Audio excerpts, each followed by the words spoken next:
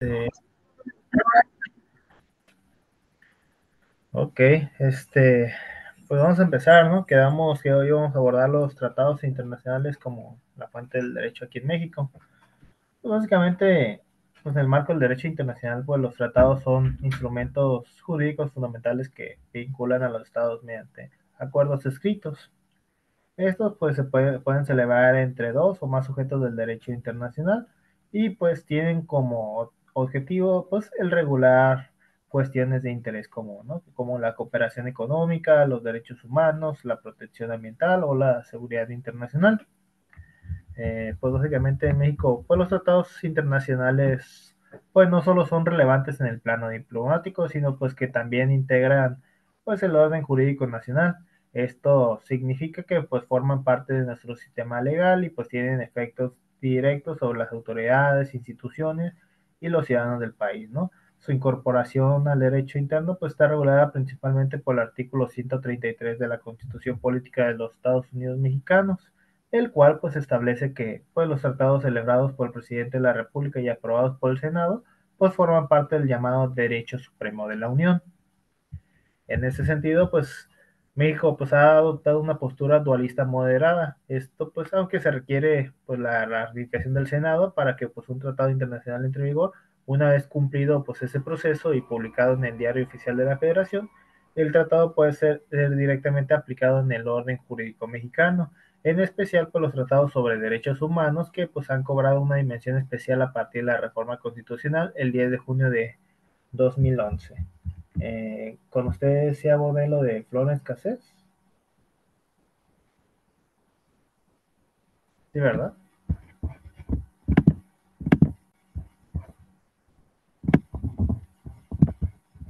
¿O no? Mm, Me pregunto, profe, no lo entendí. que si abordé con ustedes el caso de Florence Cassés, la francesa, de la trata de blanca. ¿Sí? ¿No? Mm. Ah, ok. No, creo que no. Ok, perfecto. Sí, para el rato abordarlo. Ok. Eh, pues básicamente uno de los debates más relevantes en torno a los tratados internacionales en México en su jerarquía normativa, pues es de que si están por encima de la Constitución o qué pasa si contradicen una ley federal estos tratados internacionales. Pues la Suprema Corte de la Justicia de la Nación pues resolvió ya en 1999 en su tesis este, novena del 99, pues que los tratados internacionales se encuentran por encima de las leyes federales y locales, aunque por debajo de la Constitución. Sin embargo, pues esta visión pues fue sistematizada por ahora sí que por otra reforma de derechos humanos del 2011, la cual pues introdujo el principio pro persona en el artículo primero de la Constitución. Así que a partir de entonces, pues la Corte ha sostenido que los tratados internacionales en materia de derechos humanos pues deben ser interpretados de la forma más favorable para las personas, incluso si eso implica superar disposiciones legales internas. Así pues en la práctica, pues los tratados internacionales en materia de derechos humanos pues gozan de un estatus privilegiado y son una fuente directa de derechos y obligaciones para el Estado mexicano. Eh, Pues para comprender mejor el alcance, pues es útil clasificar los tratados según distintos criterios.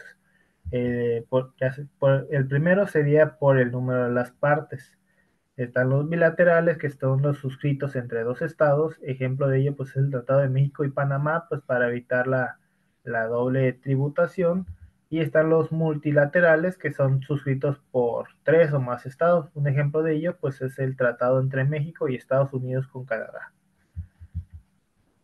Pudiera ser también clasificados por su temática, ¿no? Hay tratados de derechos humanos, hay tratados comerciales, hay tratados de cooperación penal y hay tratados ambientales, entre otros. En tratados de cooperación penal, pues podríamos ver así que lo del robo de vehículos.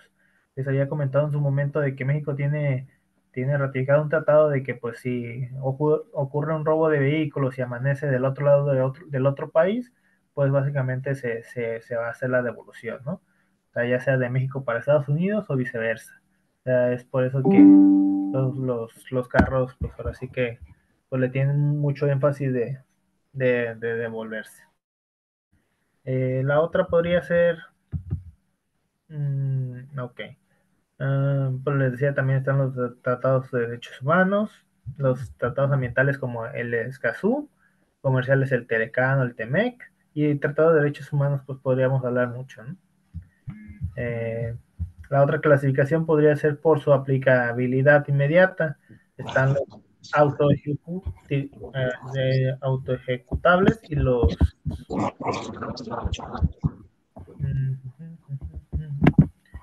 no autoejecutables.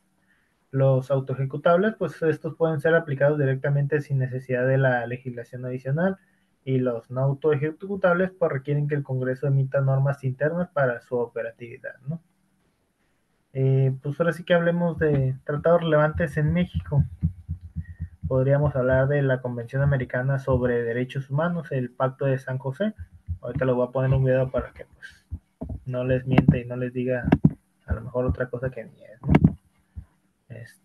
Esta fue ratificado ya por México de 1981. Esta convención pues estableció una serie de derechos y libertades fundamentales como el derecho pues a la vida, la libertad personal, el debido proceso legal, la protección judicial, incluso pues la libertad de expresión y la prohibición de la tortura. Pues, básicamente uh,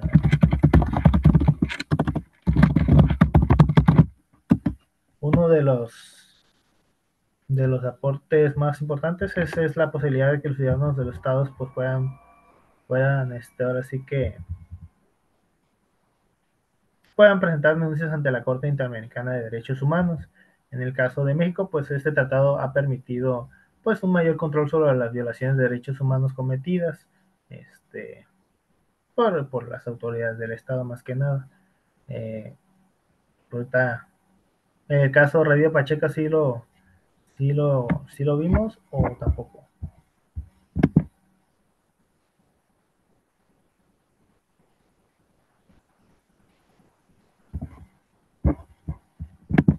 ¿De quién, profe? El caso Rosendo Rodríguez Pacheco, Sí, no es el que lo secuestraron, ¿no? ese mero, sí. Pues ese se llevó ya a cabo en la Corte Interamericana de Derechos Humanos, que pues básicamente es el tratado de la Convención de San José, que es la que vamos a ver ahorita. Déjenme ver cuál les pongo.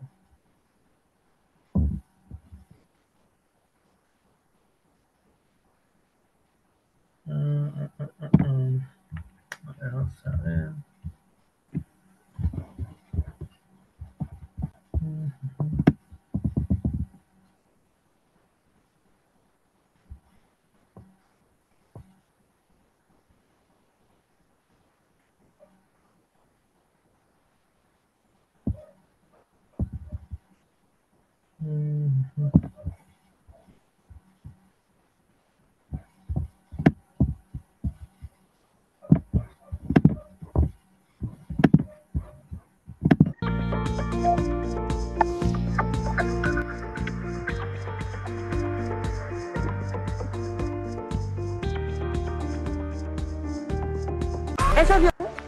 Lo que acompaña viendo este video fue la protección de los derechos fundamentales. Competente, direccionalidad, derecho a la propiedad privada, derecho.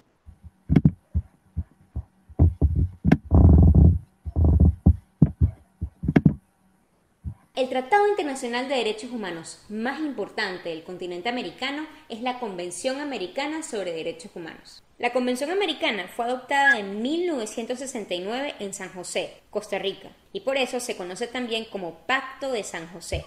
La Convención entró en vigor el 18 de julio de 1978. La Convención establece la obligación general de respetar y garantizar los derechos humanos de todas las personas sin discriminación, y también de adecuar la legislación interna para que no sea contraria a lo que establece la Convención Americana. Incluye además un catálogo de derechos civiles y políticos, como el derecho a la vida, a la integridad, a la libertad personal y a las garantías judiciales. Una disposición sobre los derechos económicos, sociales y culturales, regulaciones aplicables a las situaciones de emergencia, normas de interpretación, y establece 2 órganos encargados de supervisar el cumplimiento de la Convención Americana. Primero, la Comisión Interamericana de Derechos Humanos, que ya existía desde antes, pero la Convención Americana le atribuye nuevas funciones. Segundo, la Corte Interamericana de Derechos Humanos, un órgano judicial que es el intérprete máximo de la Convención Americana. Por eso, si necesitan saber qué dice la Convención Americana sobre, por ejemplo, la libertad de expresión, no se queden solo con el texto del artículo 13 de la Convención, que se refiere a libertad de expresión, sino que además busquen qué ha dicho la Corte Interamericana sobre cómo se interpreta ese artículo 13 de la Convención. Les dejo en la descripción un link de un libro gratuito y súper bueno que es una Convención Americana comentada. Cada artículo de la Convención viene acompañada de un artículo donde se explica un poco más el contenido del artículo y qué es lo que ha dicho la Corte al respecto. La Convención, al ser un tratado internacional, es de obligatorio cumplimiento para los estados que la han ratificado y que no la hayan denunciado. Denunciar es cuando un estado dice, chao, me voy de esta convención, ya no la quiero cumplir más. Y eso, lamentablemente, ha pasado un par de veces en el caso de la Convención Americana. Aquí les dejo un video que hice sobre el instrumento precursor a la Convención Americana, la Declaración Americana de Derechos y Deberes del Hombre. Esta declaración sí le aplica a todos los países del continente. Si tienen alguna pregunta de la Convención Americana, déjenmela en los comentarios. Nos vemos en el próximo video.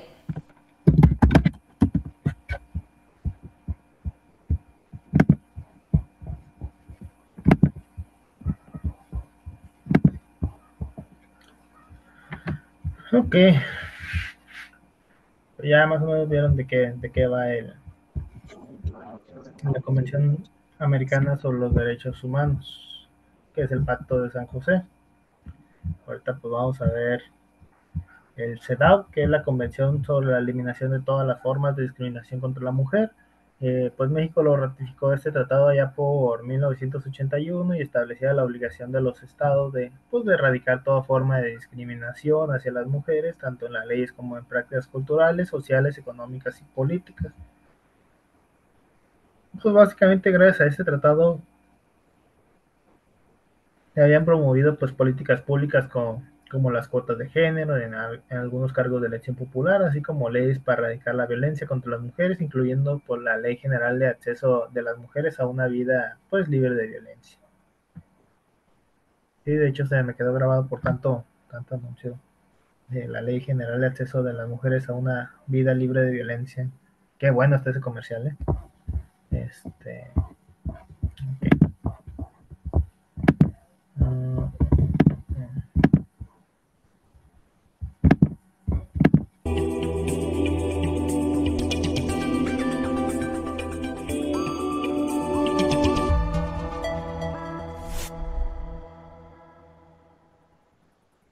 Convención sobre la eliminación de todas las formas de discriminación contra las mujeres.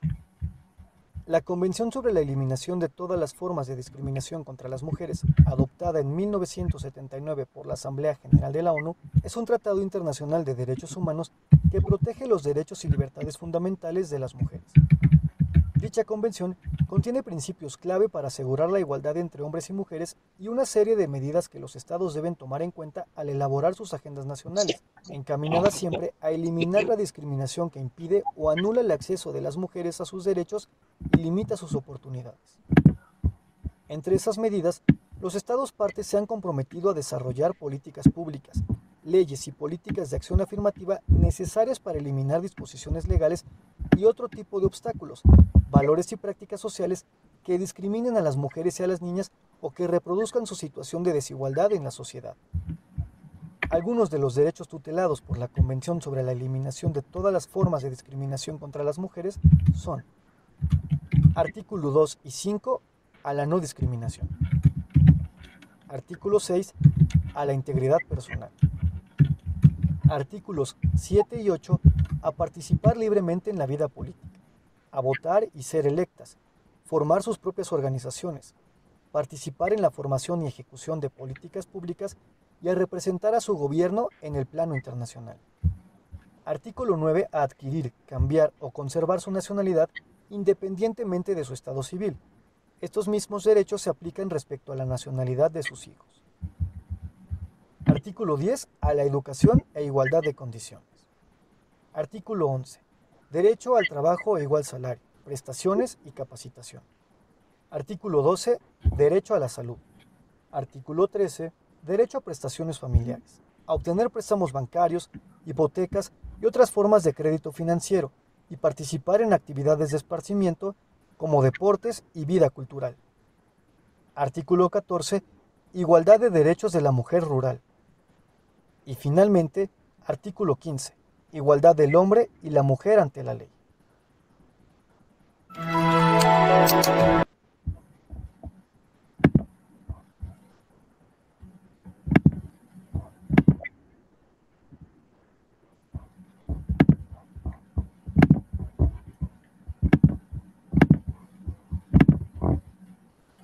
Ok, después veremos la Convención de Viena sobre el Derecho de los Tratados. Esta pues fue firmada en 1969 y fue ratificada en México en 1974. Esta convención pues finalmente codifica las reglas generales sobre cómo se celebran, interpretan y terminan los tratados. Esta pues incluye por los principios esenciales como el Pacta Sunt Servanda, que pues es lo pactado obliga y pues regula la reserva, la invalidez y la terminación de los tratados. Básicamente este instrumento pues es fundamental para entender el marco legal que rige todos los tratados firmados por México. Básicamente la Convención de Viena sobre el derecho de los tratados, pues esto es lo que nos marca la pauta de cómo vamos a ratificar estos tratados aquí en México. Normas que imponen obligaciones y luego tienen otras normas que regulan cómo es que se pueden imponer estas obligaciones. Por ejemplo, el Código Penal establece que matar es un delito, entonces no se puede hacer. Y la Constitución establece el procedimiento mediante el cual el Poder Legislativo creó ese Código Penal. En el derecho internacional también hay normas que regulan cómo es que se crean las normas que establecen derechos y obligaciones. La más completa de todas es la Convención de Viena sobre el Derecho de los Tratados. Hola, mi nombre es Patricia Tarre Moser y esto es Estudia Derechos Humanos, donde discutimos de derechos humanos de manera simple. La Convención de Viena sobre el Derecho de los Tratados es un tratado internacional que regula cómo funcionan los tratados, incluyendo normas sobre su proceso de elaboración, entrada en vigor, enmiendas, terminación, nulidad e interpretación de los tratados. Por eso se conoce como el Tratado de los Tratados. No es como un tratado normal que lo que establece son obligaciones de cosas que los estados no pueden hacer. La Convención de Viena lo que regula es cómo es que se pueden generar obligaciones en tratados internacionales. La Convención de Viena fue redactada por la Comisión de Derecho Internacional, un grupo de personas expertas en derecho internacional nombradas por la Asamblea General de las Naciones Unidas para desarrollar y codificar el derecho internacional. Cuando se realizó, la Comisión de Derecho Internacional tomó en cuenta la costumbre internacional que ya existía sobre cómo realizar un tratado. Es decir, se tomó en cuenta esa práctica de los estados que ellos ya consideraban obligatoria al momento de realizar un tratado internacional. Es por esto que mucho del contenido de la Convención de Viena sobre el Derecho de los Tratados refleja costumbre internacional y ya era obligatorio. Y por esto, mucho de lo que está contenido en la Convención de Viena le aplica incluso a estados que no han ratificado esta convención, porque ya es costumbre internacional. Por esto, esta convención sirve siempre como referencia sobre cómo es el procedimiento y cómo se regulan los tratados, porque sirve incluso para estados que no han ratificado la convención. La convención limita su aplicación a acuerdos internacionales por escrito entre estados. Entonces, a los tratados internacionales orales o a los tratados entre estados y organizaciones internacionales no le es aplicable esta convención. Sin embargo, ya que muchas de las normas de la Convención de Viena son costumbre, es posible que le sean aplicables a tratados orales o a tratados entre estados y organizaciones internacionales, no ya porque están en la Convención de Viena sobre el Derecho de los Tratados, sino porque son costumbre internacional, como ya mencioné. De hecho, también existe una Convención de Viena sobre el derecho de los tratados entre estados y organizaciones internacionales o entre organizaciones internacionales. Esta convención es casi una copia de la Convención de Viena sobre el derecho de los tratados. Sin embargo, en este momento, octubre de 2021, no ha entrado en vigor aún porque no suficientes estados la han ratificado. Además de estas dos convenciones de Viena que ya mencioné, en el derecho internacional hay otras dos convenciones de Viena súper famosas. La Convención de Viena sobre relaciones diplomáticas y la Convención de Viena sobre relaciones consulares. Entonces, siempre es importante aclarar de cuál Convención de Viena estamos hablando. Si nos referimos a la Convención de Viena sobre el derecho de los tratados, podemos utilizar el nombre completo o Convención de Viena sobre los tratados o Convención de Viena de 1969, que es el año en el cual se adoptó. Si tienen alguna pregunta, pueden dejarla en los comentarios. Aquí les dejo un video sobre fuentes de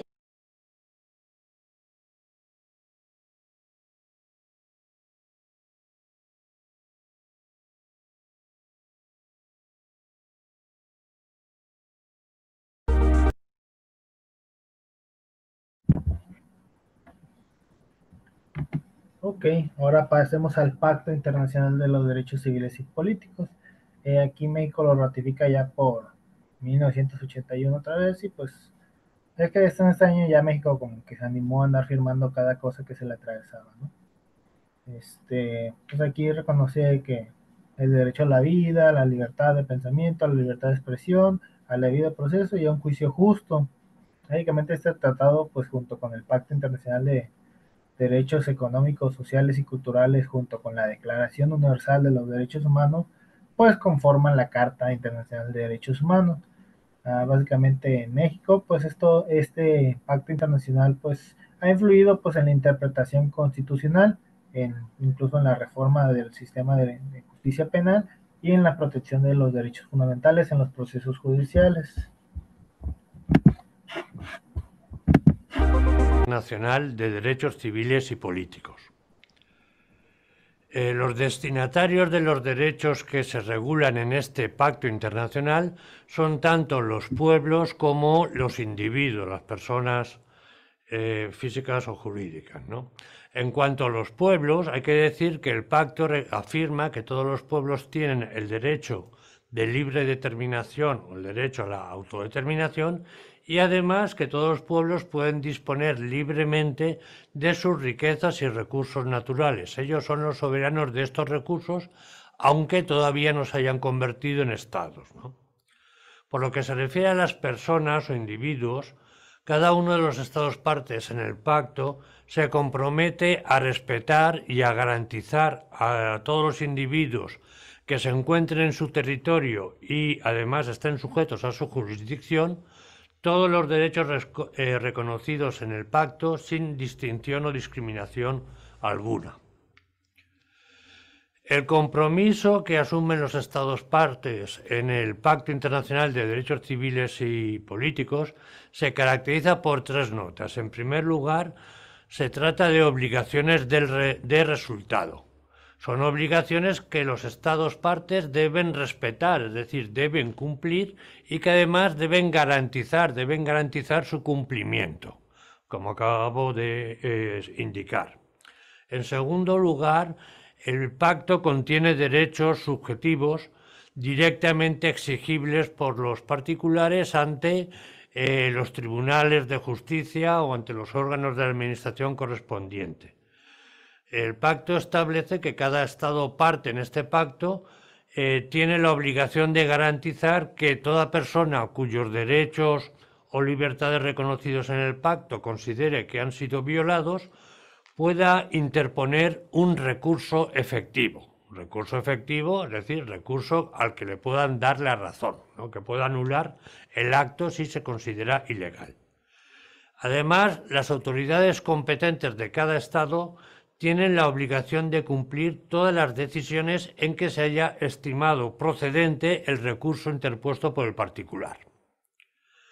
En tercer lugar, la tercera característica que quiero decir con carácter introductorio es que no son derechos que tengan un alcance absoluto, pueden tener limitaciones en la regulación de cada derecho, pero sobre todo quiero indicar que existe la posibilidad de que un Estado proceda a la suspensión temporal de los derechos establecidos en el pacto. Así, en situaciones excepcionales en las que se ponga en peligro la vida de la nación, los Estados partes podrán adoptar las disposiciones que, en la medida estrictamente limitada a las exigencias de la situación, suspendan o las obligaciones contraídas en virtud del pacto. Por ejemplo, con razón. Ok, pues está más que claro, ¿no? Ok, bueno, a ver, San José, Viena.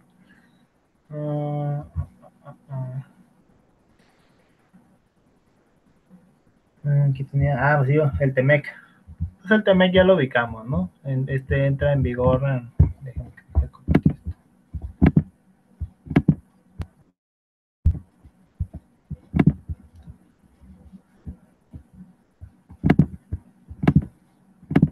El TEMEC, pues es el tratado entre México, Estados Unidos y Canadá, ¿no?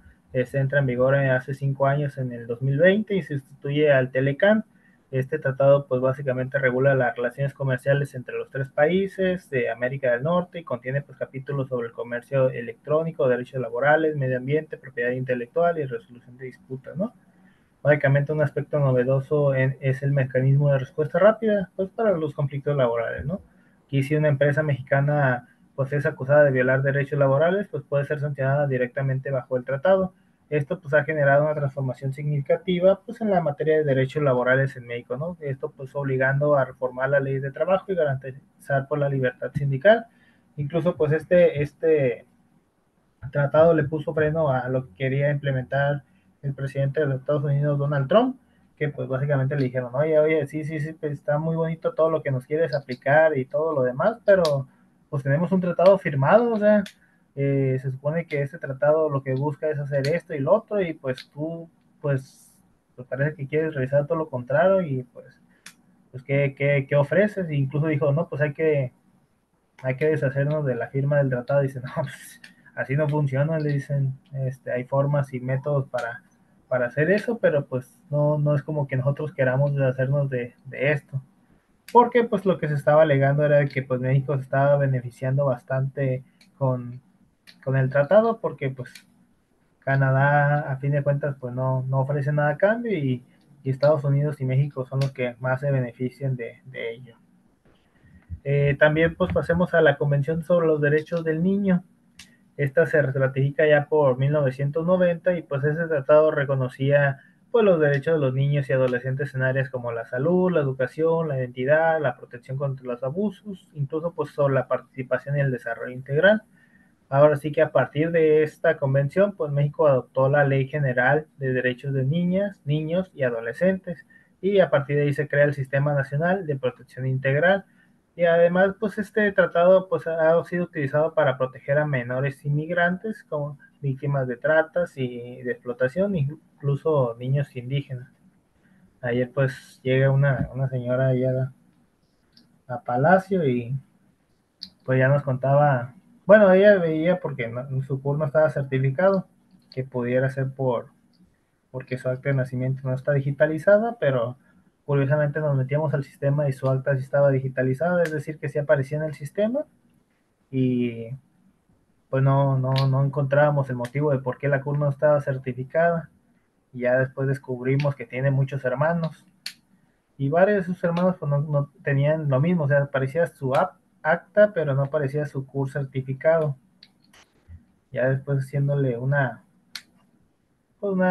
explicación de lo que estaba pasando, el que decíamos, oiga, pues está muy raro su caso, porque pues sí está su acta en el sistema, pero su CUR no está certificada.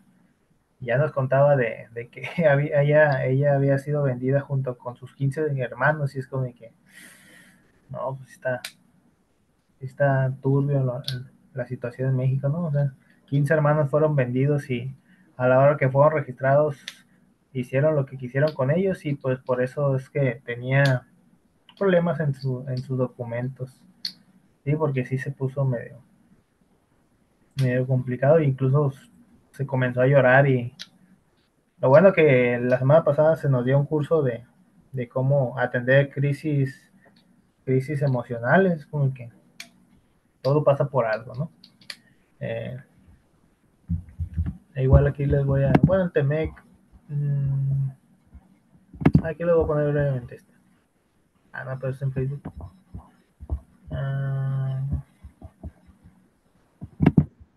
2 de abril la decisión de los aranceles recíprocos y por qué no hay afectación como sí la había con los impuestos planteados en un inicio. ¿Cuál es la diferencia? Expertos en economía nos lo explican.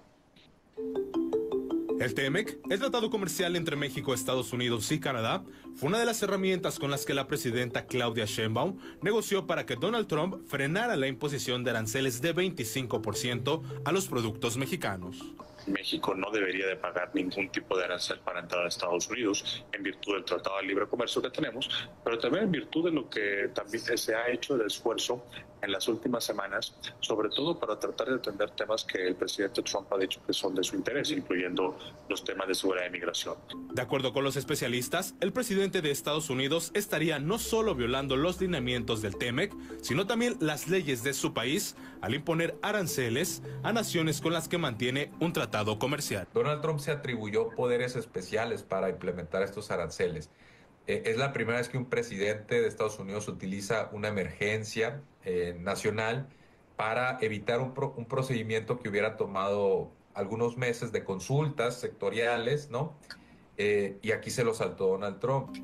El TEMEC será también una de las herramientas con las que México incluso puede resultar beneficiado el próximo 2 de abril, cuando Estados Unidos anuncie aranceles en reciprocidad a todos los países con los que mantiene una relación comercial. No, es importante tener el tratado en una negociación así, porque, por ejemplo, si Donald Trump impone unas aranceles recíprocos al resto de los países, en el caso de México, que no tiene aranceles gracias al Tratado de Libre Comercio, ahora TEMEC, pues entonces como México no impone aranceles no puede haber nada en reciprocidad, ¿no? Esta medida, de acuerdo con los expertos, solo aplicará a los países que han respondido con aranceles a las exportaciones estadounidenses.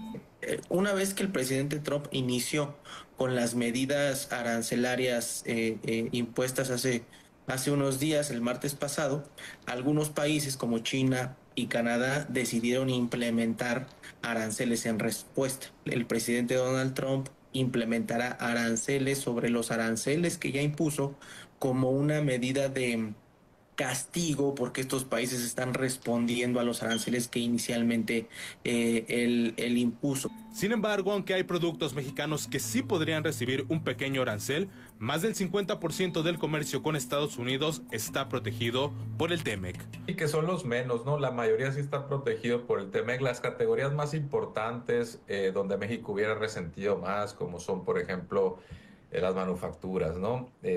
Sobre todo automotrices, autopartes, vehículos pesados, la industria aeroespacial, electrónicos, la mayoría está bien cubierta por el TEMEC. 11 Noticias, Axel Meneses.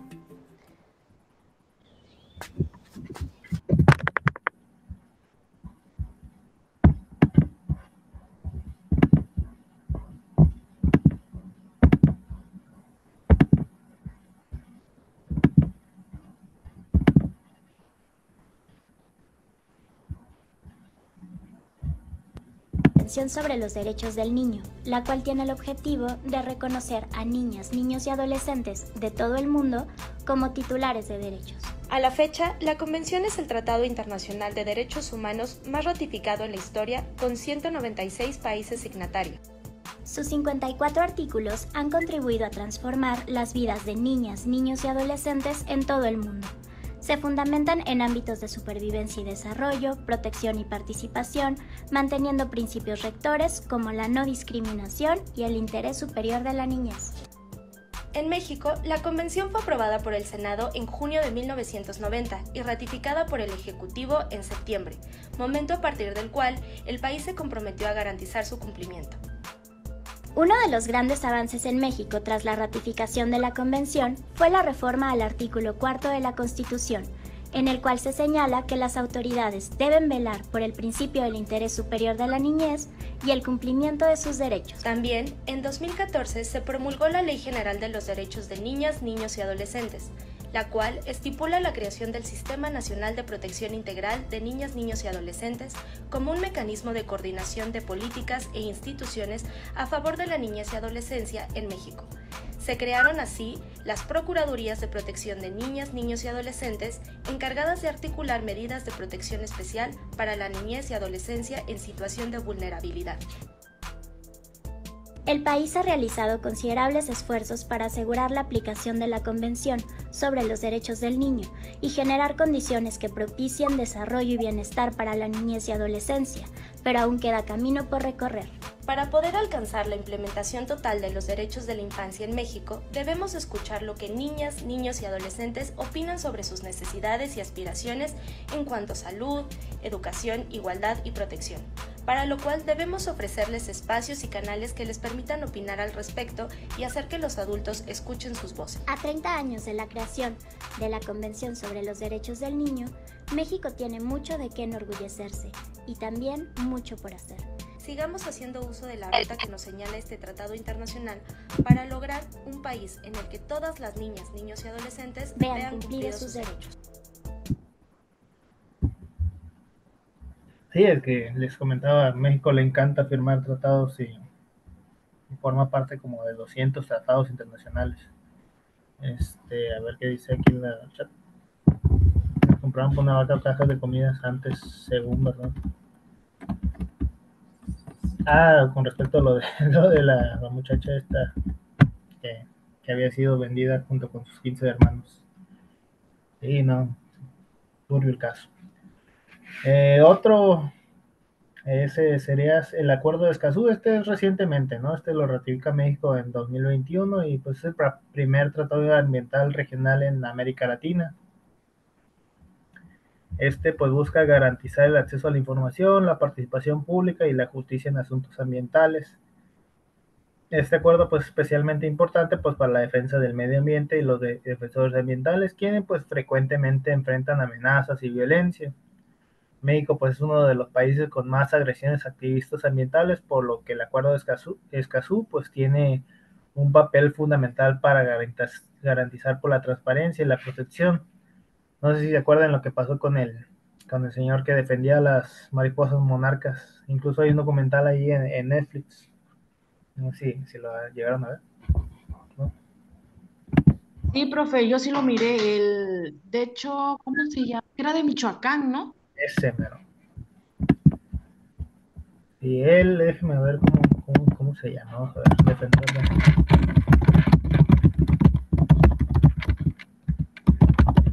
Ya ahorita, pues ya casi todo es de aguacate, y pues de hecho los estadounidenses pues se preguntan por qué el aguacate está muy barato, pues a costa de las mariposas monarcas, ¿no? Ahorita pues brevemente vamos a poner al señor que merece todo nuestro respeto, porque pues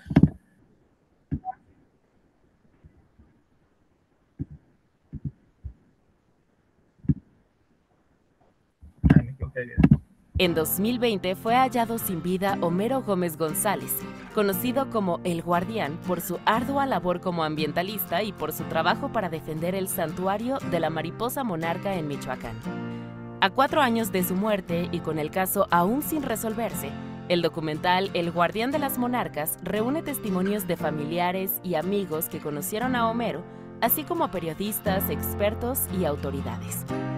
El director del documental, Emiliano Rupra de Fina, conoció a Homero Gómez González durante la realización de su documental Epic Animal Migrations México, cuando investigaba sobre la ruta migratoria de la mariposa monarca. Me movió más que nada el personaje de Homero Gómez González, un líder apasionado de su tierra, su comunidad, con sabidurías increíbles, científicas, sobre la mariposa monarca migratoria, sobre el ecosistema que protegía, sobre la importancia de los bosques, del agua. Me pareció un gran cruce entre una historia de naturaleza grande y un personaje enorme, importante, carismático. Nacido en el ejido El Rosario del municipio de Ocampo, en Michoacán, Homero Gómez González dedicó gran parte de su vida a proteger el ecosistema de la mariposa monarca. Desde los 25 años inició su actividad como promotor y protector de la mariposa monarca. El 13 de enero de 2020, Homero acudió a una feria en El Soldado, municipio ubicado a 30 minutos de El Rosario, y nunca regresó a casa. Su cuerpo fue encontrado 2 semanas después. Si piensas en el viaje que hace la mariposa, cómo se enfrenta a tantos desafíos, hay ahí un paralelismo con lo que se enfrenta Homero, los defensores del medio ambiente, con todos los mismos estilos de retos, teniendo gente en contra, teniendo el cambio climático encima. Hay muchas más cosas similares entre las mariposas y los humanos que diferencias. Cuando el director se enteró de la noticia de su desaparición, pensó cuál sería la mejor manera de ayudar a amplificar su mensaje de defensa y mantener vivo su legado.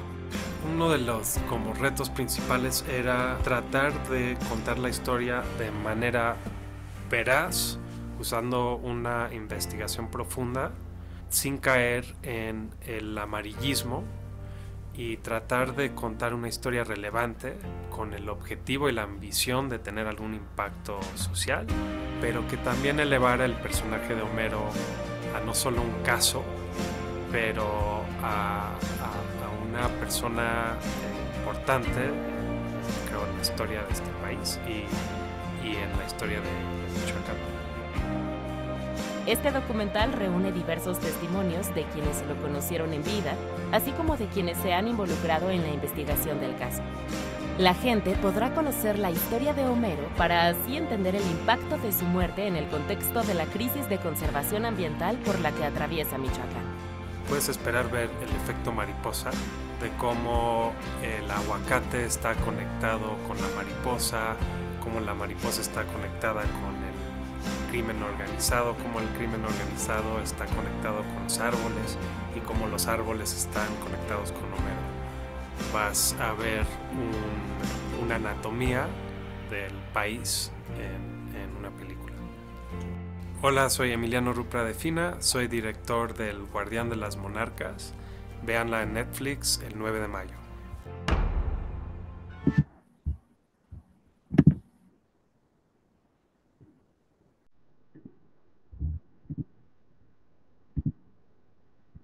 Ambientales. Chile forma parte de este acuerdo desde el 11 de septiembre de 2022. Hay 3 pilares que sostienen este acuerdo. Vamos a revisarlos. El primero es el acceso a la información ambiental. En él se garantiza el derecho a que cualquier persona pueda acceder a la información ambiental que está en poder de las instituciones del Estado, de manera oportuna y que ésta sea comprensible. El segundo pilar es el acceso a la participación pública, que garantiza que el público pueda participar desde el principio en las decisiones sobre los proyectos y políticas ambientales, asegurando que sus opiniones sean tomadas en cuenta y contribuyan al proceso. Y el tercero es el acceso a la justicia en asuntos ambientales y protección a defensores y defensoras ambientales, que vela para que el derecho al acceso a la justicia en casos ambientales esté asegurado, garantizando que el proceso legal proteja los derechos de todas las partes involucradas. Además, se deben tomar medidas eficaces para reconocer, proteger y promover los derechos de las y los defensores de derechos humanos en asuntos ambientales. Como vemos, el Acuerdo de Escazú es un instrumento poderoso para fortalecer la democracia ambiental de nuestro país. Si quieres saber más sobre el Acuerdo de Escazú, visita el sitio web del Ministerio del Medio. Comentarios al respecto de Homero, el guardián de las mariposas.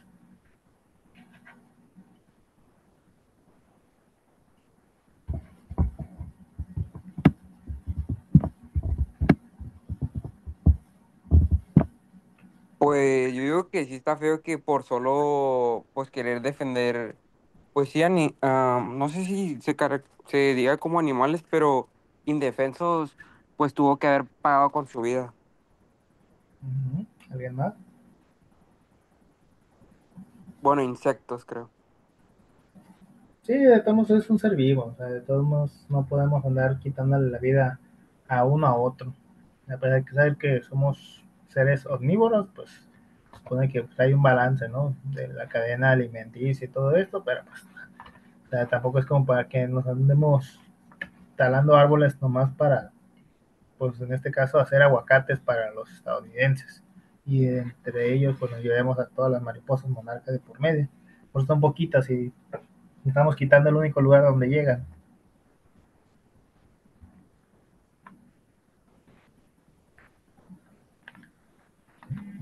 Sí, pues ya este acuerdo de Escazú, pues ya aporta ahora sí para que pueda defenderse a los ambientalistas, pero pues dirían los familiares de Homero, pues ya para qué. Ahorita ya en el futuro, pues sí sirve, pero ya muy tarde para el guardián, ¿no? Pues ya para ya dejar de aburrirlos con tanto tratado, el último es la Convención de Palermo. Esta pues, también se le conoce como la Convención contra la Delincuencia Organizada Transnacional. Esta se ratifica en México en el 2003 e incluye pues protocolos sobre la trata de personas, tráfico de migrantes y la fabricación y tráfico ilícito de armas. Gracias a esta convención, pues México ha tipificado delitos como la trata de personas en el Código Penal Federal y pues desarrollado mecanismos de cooperación internacional con otras fiscalías, además de establecer pues leyes como la Ley General para prevenir, sancionar y erradicar los delitos en materia de trata de personas. Básicamente nada más lo legislamos, pero ya ni hablar de qué tanto se aplica, ¿no? Pues como hemos expuesto, bueno, o digo, los videos que también han resumido y explicado de qué tratan, pues los tratados internacionales pues no son simples compromisos diplomáticos, ¿no? Sino verdaderas fuentes de derecho, con implicaciones concretas en la vida jurídica y social del país. Su importancia pues ha incrementado especialmente en las últimas décadas en el fortalecimiento del derecho internacional y de los derechos humanos, la incorporación del marco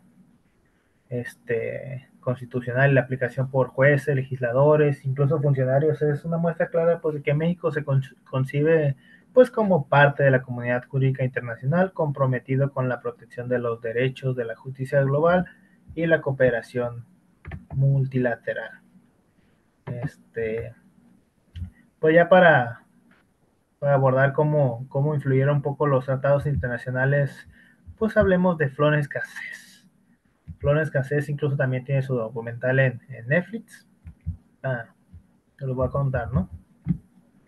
Pues que el caso de Florence Cassés pues es uno de los episodios jurídicos más debatidos de los últimos tiempos en México, como el de Rosendo Redía Pacheco, la guardería ABC, lo de Tlatelolco allá en el 68, y podría seguir en más cosas que México le encanta meterse en problemas con derechos humanos, pero pues aquí en este caso de Florence Cassés pues no solo puso en tela de juicio la actuación de las autoridades mexicanas, sino pues que también puso a prueba la eficacia de los tratados internacionales como verdaderas fuentes de derecho, pues que obligan al Estado mexicano a respetar los derechos humanos fundamentales. Ajá. Entonces México se ha demandado tantas fallas que ocurren en los diferentes tratados. Les digo, ya teníamos lo de Florence Cassés, luego llega lo de Rosendo Redía Pacheco, y ya dicen las autoridades internacionales, a ver México, te perdonamos lo del 68, te perdonamos esto, te perdonamos lo otro, lo aquello, esto también, y lo último fue lo de Florence Cassés, y ahora me estás hablando de que nos llega esta denuncia que nos desapareciste a Rosendo Redía Pacheco ya por los 70. Llevas 40 años dando largas para no hacerte responsable, y es cuando ya tenemos que modificar toda la normatividad. O sea, modificamos parte de la Constitución nomás por todos los regaños que nos hicieron las autoridades. Pero les digo, o sea, antes de lo de Rosendo Rodríguez Pacheco, ya traíamos lo de Florence Cassés, pues. O sea, si ya nos traían ganas, con lo de Rosendo Rodríguez Pacheco, pues ya se les acabó la paciencia. Les digo, pues este caso pues fue una lección viva pues de derecho constitucional, de derecho internacional, y de cómo el Poder Judicial puede corregir graves violaciones al debido proceso a través del control de convencionalidad. Y por la importancia del Poder Judicial. Creo que con ustedes no lo abordé en la división de poderes, pero pues básicamente pues es el contrapeso que ayuda contra el legislativo y el ejecutivo. Ahorita pues a ver cómo nos va. Igual ahorita vamos a comentar algo del Poder Judicial, a ver qué piensan al respecto. Yo tengo mis ideas, pero pues mis ideas a veces se tildan de conservadoras. Yo estoy dispuesto a un cambio, pero ahorita lo vamos a abordar, ¿no? Volvamos con quién era Florence Cassés. Florence Cassés, pues fue déjenme les pongo la foto porque muy chistoso que me ponga a hablar de alguien y no muestre su foto, ¿no? Florence Cassés.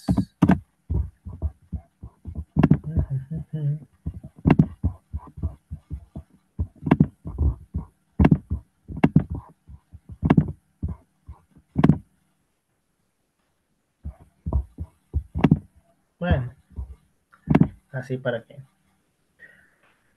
Fue una ciudadana francesa que nació allá por 1975, llega a México en el 2003, residía en el país y mantenía pues una relación sentimental con Israel Vallarta, quien presuntamente pues formaba parte pues de una banda criminal conocida como los Zodiacos, que se dedicaba al secuestro más que nada. Este vínculo sentimental pues la convirtió en una figura clave en uno de los procesos penales más controvertidos de la historia reciente.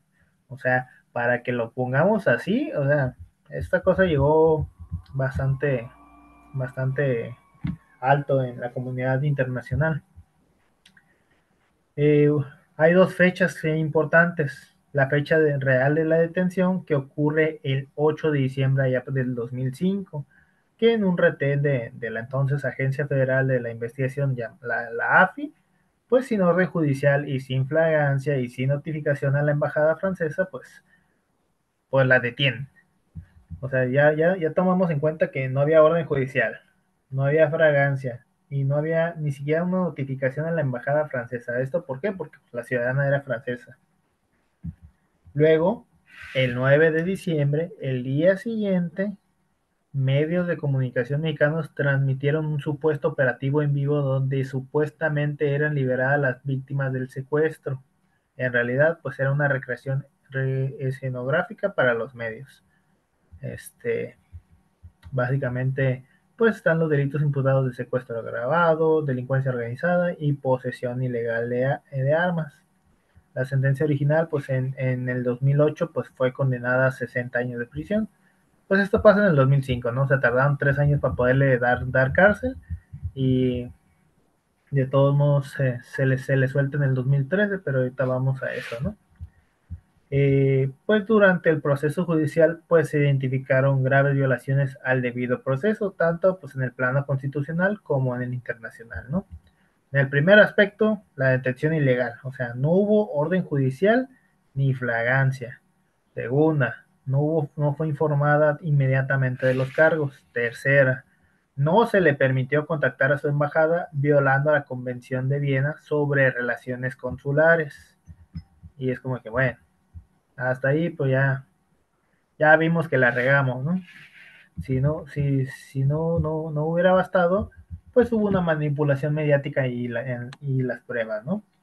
Ahora sí que pues hubo un supuesto operativo que fue montado para la televisión, donde los testigos fueron presionados, luego la liberación de víctimas fue actuada y además no se respetó la cadena de custodia de las pruebas. O sea, básicamente se hizo un cochinero. Después, no nos bastó con eso, o sea, fueron los derechos humanos vulnerados, ¿no? Aquí se alegaron actos de intimidación y amenazas en su contra, además de que se vulneraron pues sus derechos a la presunción de inocencia, la defensa adecuada y el juicio imparcial. Ahora veamos cómo está el marco jurídico en los tratados internacionales aplicables. Ahora sí que en México, pues los tratados internacionales forman parte del bloque de constitucionalidad según el artículo 133 de la Constitución, ¿no? Además de que la jurisprudencia de la Suprema Corte de Justicia de la Nación, pues reconoce sus instrumentos que tienen una jerarquía supralegal, es decir, están por encima de las leyes locales y federales, aunque debajo de la Constitución. Aquí pues hay varios tratados involucrados, ¿no? El primero pues es el Pacto Internacional de Derechos Civiles y Políticos, que como les comentaba, se fue ratificado ya por el 81 y hay dos artículos muy importantes. El artículo 9 prohíbe la detención arbitraria. Y el artículo 14 garantiza el derecho a un juicio justo y a no ser obligado a declarar contra sí mismo. Y luego, pues vamos a la Convención Americana de Derechos sobre Derechos Humanos, el Pacto de San José, el primero que vimos, otra vez está ratificado en el 81, ¿no? Hay dos artículos de esa importantes. El artículo 7, la protección contra detenciones ilegales, y luego el artículo 8, que nos habla de las garantías judiciales, ¿no? Que pues la de defensa, la presunción de inocencia y el juicio público, ¿no? Y es como, ok, hasta ahorita llevamos 2 tratados, pero no nos bastó con eso. También afectamos la Convención contra la Tortura y otros tratos o penas crueles, inhumanos o degradantes. Ahora sí que lo firmamos allá por el 86 y pues en el caso se denunciaron tratos intimidatorios y presiones psicológicas, ¿no? O sea, ¿se fijan cuál tratado violamos? Convención contra la tortura y otros tratos o penas crueles, inhumanos o degradantes. O sea, todavía los primeros pues están relativamente relajados, pero ese está un poco más delicado, ¿no? Y ya si no hubiera sido poco, la Convención de Viena sobre relaciones consulares. Aquí pues obliga a las autoridades a permitir que un extranjero que es detenido pues contacte a su consulado, y pues esto no ocurrió oportunamente en el caso Cassés. ¿Esto por qué? Porque pues básicamente la iban a defender y pues, la iban a sacar sea de cualquier forma, ¿no? Y luego vamos a lo federal. Aquí pues pues viene la violación al debido proceso en su artículo 14 y el artículo 16 constitucional. Creo que sí lo abordé con el otro grupo, creo me parece. Pues, el artículo 14 establece que pues nadie puede ser privado de la libertad o derechos sin un juicio conforme a las leyes. Y luego el artículo 16 pues exige una orden judicial para detenciones, salvo en flagrancia. Y luego nos vamos al principio de control de convencionalidad. Pues implica que los jueces mexicanos deben aplicar pues los tratados internacionales y pues estos ofrecen mayor protección que la ley nacional, ¿no? Ya en 2013 les decía que por la Suprema Corte de la Justicia de la Nación pues utilizó este principio pues para revisar si se habían respetado los derechos humanos de Cassés, que básicamente no fue así, pues la liberan, ¿no? Además de que hubo presión diplomática, ¿no? Aquí el gobierno francés a través del entonces presidente Nicolás Sarkozy, no sé cómo, pues elevó pues una protesta diplomática formal. Aquí se consideró que México pues no respetó normas internacionales al no informar de inmediato a la embajada francesa, y luego por la Comisión Interamericana de Derechos Humanos pues admitió el caso y lo estudia.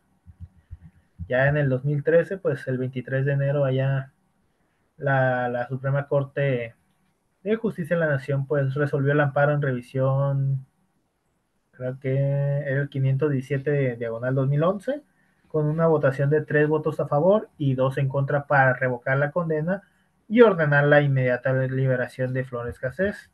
Aquí lo importante fue que la Suprema Corte de la Justicia de la Nación no declaró su inocencia, sino pues que reconoció que el proceso estuvo viciado de origen y que pues no era posible garantizar pues el juicio justo, ¿no? Básicamente pues tuvo que agachar la cabeza, es como que no, pues es que sí es culpable, pero pues la regaron, entonces así que pues la vamos a tener que dejar libre. Aquí pues lo importante pues es porque es fundamental este caso, ¿no? O sea, lo que nos deja esto es pues que fortalece el principio de la legalidad y el debido proceso, además de que confirma pues el carácter vinculante de los tratados internacionales, que no son solo para las declaraciones simbólicas, además de que pues refuerza la figura de control de convencionalidad, pues que exige a los jueces a revisar la compatibilidad de las leyes con los tratados, y visibiliza pues el rol de los medios de comunicación en la justicia, cuestionando pues su intromisión, además de que plantea la tensión entre la soberanía nacional y el cumplimiento de los estándares internacionales. A fin de cuentas, pues este caso no solo refleja un error judicial, ¿no? Sino que pues hay una oportunidad para mejorar el sistema de justicia mexicano. Fue una muestra de cómo el Estado de Derecho puede corregirse a sí mismo y de cómo los tratados internacionales sí tienen fuerza normativa real. Aquí pues quería decir pues que pues en un Estado democrático pues la justicia no se construye con montajes ni simulaciones, ¿no? Sino con el respeto pleno al debido proceso y a los derechos humanos. Ahora sí que cuando eso falla, pues los tratados internacionales son el último recurso para proteger la dignidad humana. Y igual ahorita les pongo pues el video de lo que dice Arturo Saldívar, ¿no? Cuando sí le gustaba ejercer justicia. Tienes una aparición muy mediática en el caso de Florence Cassés, Sí. que me tocó verte en el documental ahora que salió en Sí. Netflix. Ahí te empieza me imagino que se empieza a sonar tu nombre para ocupar un cargo así, o cómo fue esa, No, a ver, esa la transición. verdad es que yo, mi vida soy abogado postulante y académico. Yo lo que buscaba cuando llego a la Ciudad de México, estudio mi carrera, todo, yo quería ser un abogado independiente. Quería ser independiente, lo logré. Quería dedicarme exclusivamente a litigar amparo administrativo y constitucional, lo logré. Y ya llegó un momento en donde realmente había logrado pues todo lo que yo me había propuesto, tanto desde el punto de vista profesional como desde el punto de vista económico. Y entonces me di cuenta que desde la abogacía todavía no había litigio estratégico.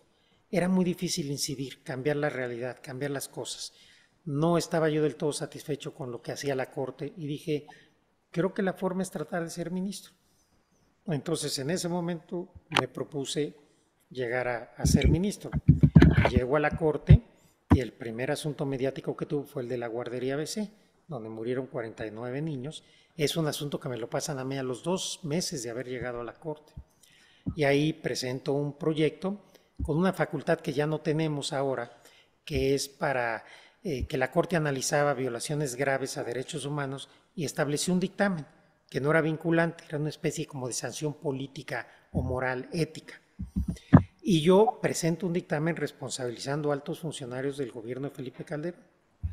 Y ahí vino el rompimiento del presidente Calderón conmigo, hace una operación de Estado, logra ganar la votación aquí. Realmente solo logramos 3 votos, votaron conmigo Olga Sánchez Cordero, Juan Silva Mesa y yo. Todos los demás votaron a favor del gobierno de Calderón. Hay que recordar estas cosas ahora que se habla que si la Corte es independiente o no es independiente. Ya se les olvidó a algunos no se acuerdan porque eran muy pequeños como tú, pero la verdad es que así fue en aquel momento. Después el segundo caso, ese fue de sala, no fue de pleno, don rompimiento, pues fue el de Florence Cassés, que era una aberración, un montaje tremendo y Felipe Calderón y su gobierno estaba empeñado que esta mujer estuviera condenada cuando era obvio que la habían detenido violando absolutamente todos sus derechos. En ese momento tú no eras ministro, ¿verdad? Sí. Ahí ya eras ministro. No, ¿Qué caso fue? Yo hice el proyecto, yo hice los 2 proyectos, el proyecto de la guardería B y el proyecto de Florence Cassés. ¿Qué año fue lo de Florence Cassés? Lo de Florence Cassés, no recuerdo qué año fue el primer proyecto. ¿Alguien se acuerda? O sea, denle café aquí a nuestro amigo, por favor. ¿Cuándo empezaste a ser ministro? En 2009, el asunto de Florence Cassés fue 2010, creo que fue 2011. Ya, okay. 2010, ¿no? Fue poco después. Fue 2010 también. Fue 2010, sí. Que en ese mismo caso tú hablabas del factor corruptor, ¿no? Algo así. El efecto corruptor. Es que imagínate, a esta mujer y a su novio los detienen 24 horas antes de lo que dijo la autoridad. Los detienen en la carretera. No se da el aviso consular de Florence Cassés. Al ser ciudadana francesa se debía haber dado el aviso consular al Estado. Hay una obligación de los tratados al Estado francés. Se tortura a Israel. Se les incomunica. Al día siguiente se les mete a un rancho y se les dice métanse aquí y simulan que están rescatando unos secuestrados. Los sacan en la televisión, en vivo torturan a Israel, ustedes lo vieron en la serie. En ese momento ninguno de los secuestrados reconocía a Florence y después resultó que decían que sí la reconocieron por la televisión. Entonces, ¿qué se tenía que haber hecho? Primero, se tenía que haber detenido con orden de aprehensión. 2, se les tenía que haber puesto de inmediato a disposición del Ministerio Público. 3, en el caso de Florence Cassés se debió haber dado aviso al consulado francés para que la defendiera. Y 4, no se debió haber violado su presunción de inocencia presentándola a los medios y simulando un rescate de algo que nunca sucedió. Por eso dijimos, estas violaciones son de tal gravedad que se generó un efecto corruptor. Ok. Yo creí que iba más del lado, y a lo mejor lo entendí mal, de que si algo tan, gracias, algo tan básico en el expediente ya estaba contaminado por ser un montaje y ya lo demás se construía sobre algo que ni siquiera era cierto, es que aquí ¿no? hay que distinguir entre dos teorías. Hay una teoría que es la de la fruta envenenada, el árbol envenenado, o la prueba ilícita. Es decir, por ejemplo, una persona la tortura. Entonces, todas las pruebas derivadas de esa tortura son inválidas. Pero a lo mejor hay otras pruebas, un video, otros testigos, que no se van a invalidar. ¿Me explico? Sí. Pero en el caso del efecto corruptor, todo era inválido, todo. Sí. Porque todo se hizo mal. No hay manera de que quedara nada. Sí. Nada. No podías decir, quito esto, quito aquello. Por eso le llamamos efecto corruptor, porque era de tal manera el cúmulo y la gravedad de las violaciones constitucionales que todo el procedimiento estaba corrompido. Regresando al tema de ser ministro, ¿te gusta a ti ese proceso? Entiendo la lógica porque a fin de cuentas pues el presidente genera esta terna y luego lo vota el Poder Legislativo para generar el Poder Judicial. ¿Pero a ti te gusta? Sí, me parece que es un buen sistema. Si el presidente y el Senado hacen su trabajo, me parece que es un equilibrio adecuado. Porque mira, el Ejecutivo y el Legislativo participan en la designación de los ministros. El Legislativo, la Cámara de Diputados, nos da nuestro presupuesto y el Poder Judicial revisa los actos de los otros dos. Entonces parte de un sistema de pesos y contrapesos. ¿Y el Poder Judicial se revisa a sí mismo? El Poder Judicial, no hay quien pueda revisar las decisiones ya de la Corte. Tiene que haber una instancia final. Esa es la instancia final. Y esa es el Pleno de la Corte como Tribunal Constitucional de México. Como abogado, ¿tu meta última era llegar a la Corte? Me platicaste un poquito la historia de que cumples tus metas económicas, profesionales. Mi primera meta era ser independiente y dedicarme exclusivamente a esta materia que me encanta. Una vez que lo logré, dije, quiero ser ministro, y ya siendo ministro me propuse ser presidente de la Corte, de tal suerte que yo hoy te podría decir que ya cumplí todas las aspiraciones, las metas profesionales que me... ¿Algún comentario con respecto a lo de Florence Cassés?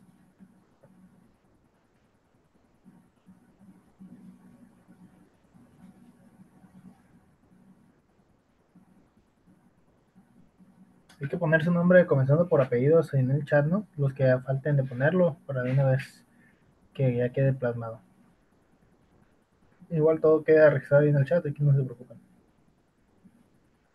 Entonces, comentarios acerca de Florence Cassés, ¿no? ¿Usted opina que sí la liberaron porque fue como no hicieron bien el proceso, o fue más que nada por todo lo que le estaban presionando al Estado? Pues la liberaron porque no se siguieron las normas del debido proceso. Esa fue la excusa, aparte de que pues teníamos la presión del Estado francés, ¿no? Ahorita si analizamos qué ha pasado con Israel Vallarta, pues ahí lo tienen encerrado sin una sentencia firme. ¿Por qué? Porque pues básicamente como hubo un amparo a favor de Florence Cassés, a la hora que este sujeto se ha llevado a juicio, pues él se puede amparar bajo la misma cosa y pues va a quedar libre, y pues no es como que queramos que una persona que se dedicaba a la trata de personas quede libre y para que luego tengamos a la comunidad mexicana pues ahí quejándose de que cómo el Estado está dispuesto a eso, que por culpa de que el Estado no hizo lo que debía en su momento y la regó, pues ahora está libre este sujeto que se dedicaba a tales prácticas, ¿no? Mejor lo tenemos ahí encerradito bajo prisión preventiva, igual que al pozolero. Incluso ya ahorita a ver qué pasa con el pozolero, porque ya por fin ya le dieron cárcel al Teo, o al Tres Letras, como le decían en su momento, ¿no? Ya ahorita ya el Teo ya va a pasar unos 15 años allí, pero pues igual. Ahorita el pozolero Sí ubicamos al pozolero, ¿verdad? A la persona que se hacía cuerpos en ácido. Sí, sí, pues ahorita ahí lo tienen encerrado porque pues en su momento no era un delito y pues de acuerdo a las leyes que tenemos penales, pues si no es un delito, pues no te puedo encarcelar, pero pues así que digas que esté muy bonito lo que hizo, pues ahí lo tienen encerrado bajo otras cosas, pero no lo tienen en prisión preventiva y pues en el momento que sea enjuiciado, pues también queda libre por lo mismo, porque pues no era un delito en su momento, ¿no? Comentaba uno de sus compañeros lo que pasó allá por el 8 de mayo del 2025 en la colonia de las Granjas Familiares, donde pues hubo un trágico incidente donde resultó asesinado Alexander Banas Konrad, un ciudadano polaco de 34 años. ¿Qué sucedió, no? Aquí pues Alexander, que no hablaba español, pues aparentemente buscaba ayuda tras haber sido asaltado. Se acerca una mujer pues que atendía a un puesto ambulante junto a su hijo de 5 años debido pues a la barrera del idioma y su comportamiento errático, pues la mujer interpretó que las acciones eran una amenaza y pues pidió auxilio, ¿no? Vecinos y comerciantes, creyendo que se trataba de un intento de secuestro, pues lo persiguieron y pues después Alexander intenta refugiarse en un camión de transporte público, pero fue sacado a la fuerza por el conductor y otras personas quienes lo golpearon y lo apuñalaron, ¿no? Causándole pues la muerte frente a una escuela.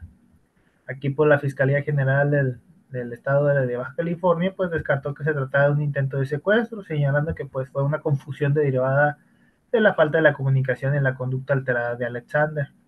El conductor del camión, identificado como José René N., pues fue detenido y vinculado al proceso por presunta participación en el homicidio. Además que se identificaron otros posibles implicados en el delito, ¿no? Ya si nos vamos a la reacción internacional, pues la Embajada de Polonia en México pues expresó su preocupación por el incidente y colaboró pues con las autoridades mexicanas en la investigación. El cuerpo de Alexander pues permaneció sin ser reclamado durante varios días mientras que se intentaba pues contactar a sus familiares en Polonia, ¿no?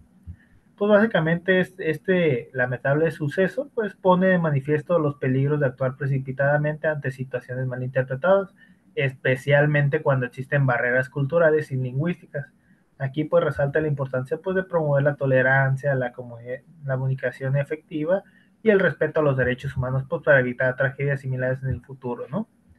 Ya si nos vamos a los tratados internacionales de México, pues ya hemos entendido pues la jerarquía normativa que existe, ¿no? Según el artículo 133 de la Constitución Política de los Estados Unidos Mexicanos, pues los tratados internacionales ratificados por el Senado pues forman parte de la Ley Suprema de la Unión, junto con la propia Constitución y las leyes del Congreso de la Unión. Esto significa pues que junto con pues que los tratados tienen una jerarquía superior a las leyes federales y locales y que solo están debajo de la Constitución. Además que la Suprema Corte de Justicia de la Nación pues ha establecido pues que los derechos humanos contenidos en los tratados internacionales pues tienen la misma jerarquía que la Constitución y que deben ser utilizados como parámetro para el control de la constitucionalidad y la convencionalidad de las normas y actos de autoridad. Ya si nos vamos al control de la convencionalidad, pues es esta herramienta jurídica pues, que obliga a todas las autoridades mexicanas, especialmente a los jueces, a verificar que las leyes y actos del Estado pues se ajusten no solo a la Constitución, sino también a los tratados internacionales de los derechos humanos ratificados por México, ¿no? Ya si nos vamos, ahora sí que la relevancia en este caso, pues ya veíamos en el Pacto Internacional de Derechos Civiles y Políticos junto con la Convención Americana sobre los Derechos Humanos, ¿no? Los que pues deben de proteger el derecho a la vida y la integridad personal, además que el Estado mexicano pues no más bien tiene la obligación de prevenir, investigar y sancionar las violaciones a estos derechos. Luego pues hay una prohibición de la tortura y otros tratos crueles. Ahora sí que con la Convención contra la Tortura y los otros casos, tratos o penas crueles, inhumanos o degradantes, pues prohíbe la tortura y obliga a los estados pues a tomar medidas eficaces para prevenirla y sancionarla, ¿no? Aunque en este caso pues no se reportó tortura, pues al final de cuentas la brutalidad del linchamiento podría ser analizada bajo esta perspectiva. Ya si nos vamos a los derechos que tenía como extranjero, pues está la Convención de Viena sobre las relaciones consulares, que pues establece que los extranjeros tienen derecho a comunicarse con su consulado en caso de la detención y pues si bien pues Alexander no fue detenido por las autoridades, pues la falta de asistencia consular y la barrera del idioma pudieron haber contribuido a la tragedia, ¿no? Pues aquí es esencial que la aplicación de los tratados internacionales pues aseguren que se respeten los derechos humanos y se haga justicia. Estos instrumentos al fin y al cabo pues obligan al Estado mexicano pues a prevenir los actos de violencia, investigar de manera pues diligente y sancionar a los responsables, así como reparar a las víctimas, ¿no? Ahora sí que pues es importante porque hay que capacitar a las personas en derechos humanos, tanto a las autoridades, pues para que haya una necesidad de promover la tolerancia, la comprensión intercultural, pues para evitar las tragedias similares en el futuro, ¿no? O sea, pues ahorita podemos ver la noticia, ahorita déjame la pongo para que veamos cómo lo vieron a nivel nacional. Polaco de 34 años de edad fue linchado y apuñalado hasta la muerte. Alexander Banas, esto en Tijuana, lo confundieron, dicen, con un secuestrador. Rocío Galván nos tiene los detalles y voy contigo con esta lamentable información. ¿Qué tal, Juan? Te saludo con mucho gusto a ti, a tu audiencia, a tu equipo.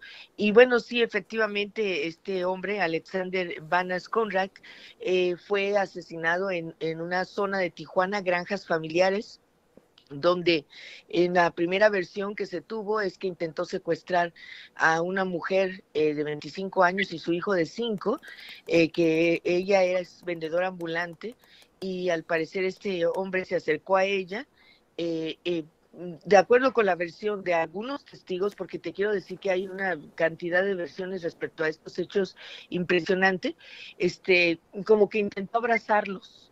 Después se retiró del lugar y ella pues empezó a gritar, como lanzando una voz de alerta, y bueno, pues hubo ahí una movilización. Primero lo golpearon. Después este hombre intentó subirse a un autobús de CETEPI, que es un servicio privado de transporte de personal, y cuando intentó hacerlo para ponerse a salvo de los golpes y que ya estaba golpeado, el chofer del autobús, que ya está detenido y que está identificado como René, bajó del autobús con 2 cuchillos. Y bueno, pues ahí está el video, que no sé si tú ya lo viste, que es impresionante cuando lo apuñala.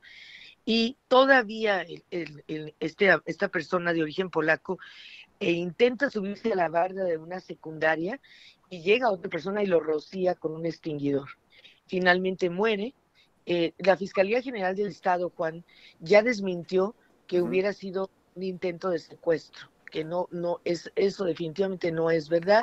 Está detenido este chofer, se atravesó el fin de semana. Esto ocurrió el pasado jueves. Ayer la embajada de Polonia en México envió un comunicado diciendo que estaba al pendiente de este caso. No fue un comunicado muy escueto. Y bueno, pues al parecer Banas Conrad estaba desorientado, ¿verdad? No se veía del todo bien, y tampoco hemos podido saber, porque ya pedimos la información, cuándo había ingresado a México, por qué se encontraba. Mira, en Tijuana, tú lo sabes, hay personas de 150 países, pero no es muy común que haya un ciudadano de origen polaco precisamente aquí en Tijuana, ¿no? Entonces, todas esas dudas, creo que mañana la Fiscalía va a dar una rueda de prensa donde va a dar a conocer los resultados de la investigación y de la declaración de este chofer, que fue el que lo apuñaló y finalmente fue la causa de muerte. También el resultado de la autopsia que estamos esperando. Todo eso es lo que te puedo contar, pero de verdad ha habido muchísimas versiones. Lo único que te puedo decir oficial es que la Fiscalía dijo que no fue un intento de secuestro. Y lo que te comento de la Embajada de Polonia en México. Pero nos queda medio minutito, Rocío. ¿Fue linchado o apuñalado? Es que no... Mira, durante el linchamiento fue apuñalado. Durante el linchamiento fue apuñalado. Primero lo golpearon en forma de misericordia. Después baja, él intenta subirse al autobús pensando que era su salvación de esto, y el chofer del autobús se baja y lo apuñala. Y luego todavía a otra persona más le echa un líquido de extinguidor. Entonces, pues sí, en términos exactos podríamos decir que sí fue un linchamiento, pero lo que le quitó la vida fue las heridas del arma punzocortante de este chofer, que fue localizado debido al video que ha circulado por todas partes y que está en manos de las autoridades. Bueno, pues muchísimas gracias, Rocío Galván. Estamos pendientes de esta información. Me dices que mañana, al menos, la Fiscalía del Estado de Baja California va a ampliar lo sucedido.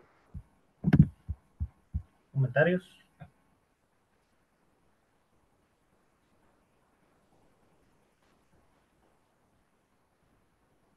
Comentarios, aportes, quejas, sugerencias.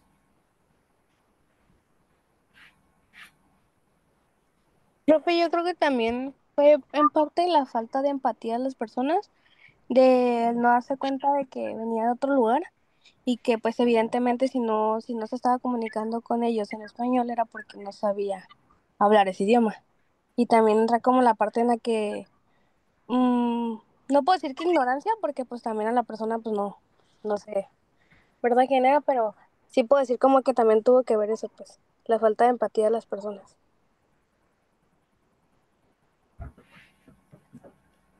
¿Alguien más? Sí, sí, por lo que dice Daniel es cierto. O sea, yo pues tuve un pasado medio turbio, ¿no? En la secundaria donde pues, no me enorgullezco de ello, pero a fin de cuentas cuando realizas actividades que como las que yo hacía donde pues era pues agresivo y bully y todo esto, pues a final de cuentas cuando ya decides patear a alguien en la cabeza, o sea, tu intención ya es casi casi matar. O sea, si tú solamente quieres dañar a alguien o solamente así como que pues, decías que el camionero pues estaba defendiendo que no se subiera al carro, pues lo pateo o lo inhabilito, o sea, en el torso, en la pierna, algo pues leve, ¿no? De que no lo prive de la vida, pero ya patearlo en la cabeza, pues no es alguien que esté cuerdo, pues. O sea, les digo, o sea, yo, yo no es como que digan, pero es lo que se entiende, pues, incluso en las calles, pues hay reglas y antes, incluso, pues, en el narcotráfico también había unas reglas como de que no se metieran con las familias. Ya ahorita ya se perdieron esos valores de que no se metan con los familiares, solamente con el que te la hizo, pero ya la delincuencia ya no conoce límites. Pero les digo, esa patada a la cabeza, si yo fuera juez, al camionero ni siquiera le perdono y no le disminuyo nada, pues. Ese sería mi criterio como juez, y es por eso que no soy juez.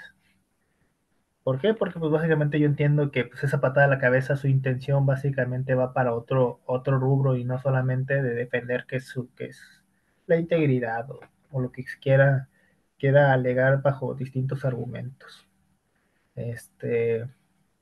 Aquí hay otra noticia que salió hace una semana, o sea, esto pasó hace más o menos un mes. Esta noticia pues dice que pues los demás que pudiera haber implicados, ¿no? También hay que entender que un delito no solamente lo comete el que hace, sino también el que omite. Aquí pues se nos dice que identifican a más implicados en el asesinato. Aquí básicamente tiene cierta culpa la señora que pues fue la que alertó a los demás, que si bien ella no lo agredió y no lo pateó, no le hizo nada, pues su alerta pues causó esto, ¿no? En la teoría penal pues existe la causa de la causa es ¿cómo es? La causa de la causa es a ver que me lo busco bien, a ver. La causa de la causa.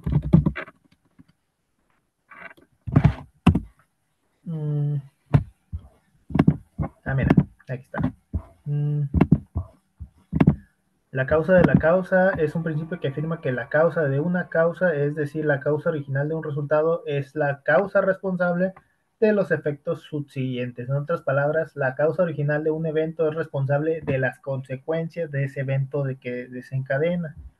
El principio de derecho, pues en el derecho este principio se aplica en casos donde se busca determinar la responsabilidad por un daño. Si una acción u omisión genera una serie de efectos y uno de estos efectos se considera dañino, la causa original es la responsable de ese daño. Por ejemplo, si una persona causa un accidente de tráfico y como consecuencia de ese accidente una persona resulta herida, la causa original del accidente es responsable de las lesiones sufridas por la persona herida. Este principio también se aplica en otros contextos como la ciencia y la filosofía, donde se busca entender las causas y efectos de los fenómenos naturales o sociales. En resumen, el principio de la causa es una herramienta para identificar la responsabilidad en una cadena de eventos o para comprender la relación entre causa y efecto de diferentes ámbitos del conocimiento. Este, bueno, no compartí esa parte. Sí, pero aquí se las puse, ¿no? La causa de la causa y todo lo que leí, pues aquí bien, según yo ya las había compartido. Incluso miren, aquí justamente el navegador nos pone una tesis en el Semanario Judicial de la Federación. Igual así nada más pongan la causa de la causa es, y ahí sí les va a salir todo lo que les leí. Es una teoría penal, ¿eh? No es como que sea 100% válida, porque imagínense que yo choco y daño a un doctor y por el doctor que no llegó a una cirugía, pues fui causante de la muerte de una persona, pues no es como que yo sea realmente culpable, ¿no? O sea, esa teoría está medio, debería tener unas limitantes, pero ese es lo que básicamente se le imputaría a la persona que chocó a un doctor que tenía una cirugía importante. Esta es una jurisprudencia de la materia penal. Esta fue del 2000. Lesiones que indirectamente ocasionan la muerte. En materia de lesiones que indirectamente causan la muerte se aplica el principio jurídico que rige la causalidad, que se enuncia diciendo que lo que es causa de la causa es causa del daño causado. Sí, así va completo. La causa de la causa es causa del daño causado. Pues ya, no se complican tanto. Eso fue en la 9ª época, ahorita estamos en la 11ª y pues están todos los amparos que llevaron a eso, ¿no? No creo que haya duda con respecto a eso. Les digo, básicamente en esta teoría penal y en esta jurisprudencia, básicamente la señora que creyó que le iban a secuestrar, pues es culpable. ¿Comentarios, algo, aportes, quejas, dudas, sugerencias?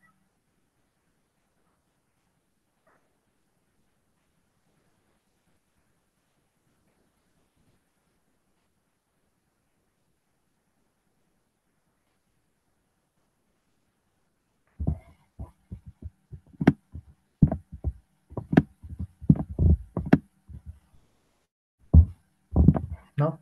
¿No? Ok.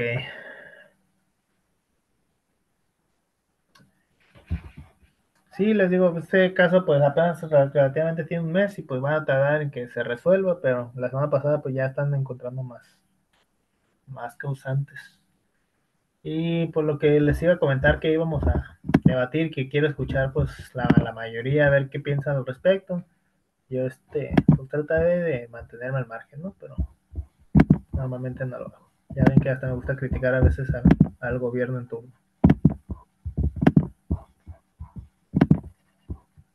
Yo estoy planteando que no voy a usar toga, voy a revisar la legislación, la normatividad interna. Esto no quiere decir que pierda la solemnidad que debe tener el cargo, que pierda la importancia, la trascendencia que tiene el cargo, pero yo voy a proponer a los que lleguemos a integrar la Suprema Corte que en lo personal yo no voy a usar toga, yo voy a marcar esta diferencia que en la Corte está muy indígena y vamos a llevar los trajes de gala de los pueblos y comunidades indígenas. Esa es la propuesta que yo voy a hacer. Como te digo, voy a revisar la normatividad específica que regula las sesiones de la Corte y si hay esta posibilidad y si no, impulsaremos las reformas que correspondan, pero creo que vamos a darle esta nueva imagen, esta nueva idea de una integración pluricultural a la Suprema Corte de Justicia de la Nación.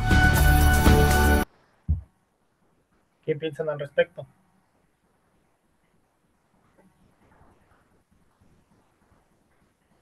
¿O quieren que vaya preguntando uno por uno?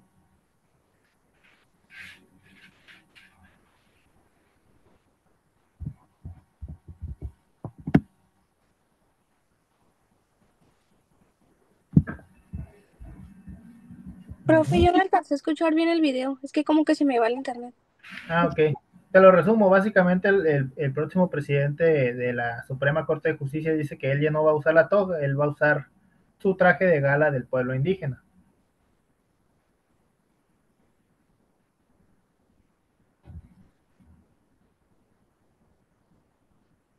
Pues es más que nada por el cargo que están llevando. Pues hay que entender que la Suprema Corte tiene siendo el contrapeso del legislativo y del ejecutivo. O sea, de acuerdo pues al respeto de las costumbres y todo esto, pues debería pues respetarse que pues él se vista como quiera, ¿no? Pero relativamente pues sí es un requisito, ¿no? No es como pues es que cuando vas a un juicio y a todas estas partes, pues ellos andan de toga y andan así, pues que no es como que digas que qué cómodas son, no es como que las usen por gusto, es más que nada por la institución que representan. Le digo, o sea, pues podría respetarse, ¿no? Porque él dice que él va a usar el traje de gala de su pueblo indígena.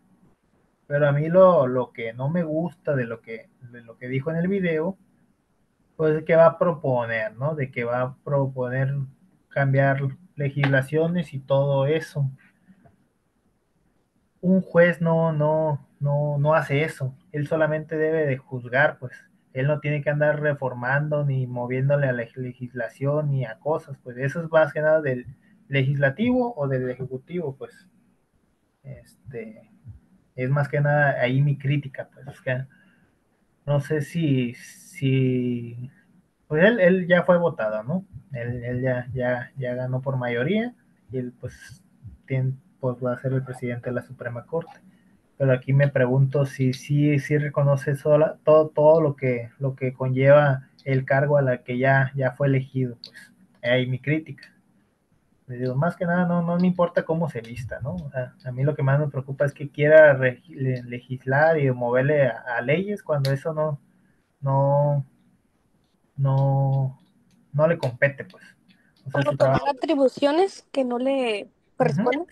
Sí, pues él solamente tiene que hacer respetar pues la Constitución, pues de que si encuentra algo que pues contravenga la Constitución, pues él tiene que dar argumentos y dar pues el contrapeso para que pues se haga respetar la Constitución, que es la norma suprema. Pero eso ya que quiera legislar y cambiar cosas así como lo dice en el video, pues eso ya no le compete, pues.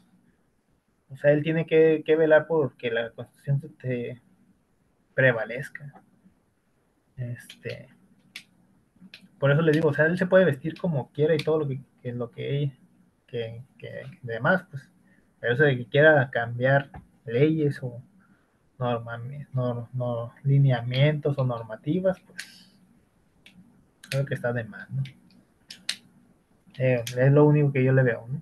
O sea, le digo, a mí no me importa si se viste de gala, con un traje de gala de su pueblo indígena, pues le digo, pues está relativamente bien, pues hacemos respeto del uso de costumbres en base a las normatividades que están en la Constitución y todo esto. Pero esto de que quiera cambiar leyes y todo eso, no me parece. Yo tengo una duda. A ver. Por ejemplo, si usted dice que no se le compete hacer eso al juez, ¿por qué lo quiere hacer entonces? O sea, ¿tiene el poder para hacerlo? Por eso a lo que voy, pues se supone que él ya es una persona capacitada y que pues se supone que llegó ahí porque es capaz, ¿no? Pero si él no reconoce las atribuciones que es de lo que puede hacer, ahí me está preocupando, pues. Exacto, ¿no? O sea, si un juez ya sabe sus responsabilidades, no tiene como por qué querer adaptar otra cosa o querer cambiar algo. Sí, pues eso es lo que voy, pues, o sea, se supone que él ya sabe todo lo que puede y no puede hacer, pues. Y al dar estas declaraciones como que, bueno, ahí el detalle, pues. Y ese es uno, ¿no? O sea, por ejemplo, pasaba lo que hizo, creo que fue Línea Batres, o es más, déjenme lo busco para no mentirles, ¿no? Porque le digo el nombre, a ver, jueza abandona y deja sin por...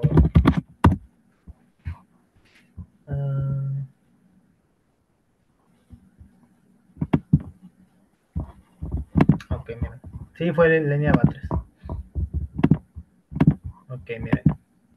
Es noticia, pues, por aparecer amarillita y todo lo que digan, pero pues fueron hechos, ¿no? O sea, se sabe que abandonó la sesión la ministra Batres y dejó sin quórum a la Suprema Corte de Justicia de la Nación. Estoy leyendo la noticia, no, para que no digan que estoy tirando. La ministra Lenia Batres abandonó la sesión del Pleno de la Suprema Corte de Justicia de la Nación y dejó sin quórum al alto tribunal para seguir la discusión de los asuntos. Durante la sesión del 27 de marzo, pues la ministra Batres respondió una llamada en medio de la sesión y después avisó que se iba a retirar. El ministro Alberto Pérez Dayán faltó a la sesión, por lo que con la salida de Batres se quedó sin quórum para seguir con los trabajos. La presidenta de la Suprema Corte, Norma Piña, dijo que la ministra Lenia Batres se retiró previo aviso a la presidencia para la verificación del quórum, por lo que el secretario de Acuerdos confirmó que no lo había. No hay quórum, entonces en este momento voy a proceder a levantar la sesión y convoco a las señoras ministras y a los señores ministros a nuestra próxima sesión ordinaria que tendrá verificativo el lunes próximo a la hora de costumbre, aseveró. En el primer tramo de la sesión se discutió invalidar normas que otorgaban al Ejecutivo Estatal la facultad de emitir constancias de congruencia urbanística por considerar que invaden la competencia municipal. Sin embargo, la votación quedó pendiente hasta que esté la integración completa de la Corte después de que se suspende por la salida de la ministra Lenia Batres. Les digo, aquí la cuestión es de que, pues, para que cuando se llegan los asuntos, o sea, todos los asuntos que se iban a abordar ahí, pues tardaron tiempo, ¿no? Es como que imagínense que estás esperando que se resuelva un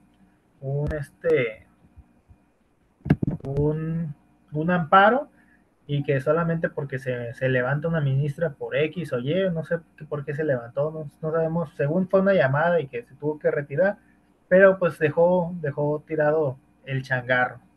Entonces todos los temas que había que discutir, pues pues aquí esa es la cosa, ¿no? Y esa es una de las que quedó, ¿no?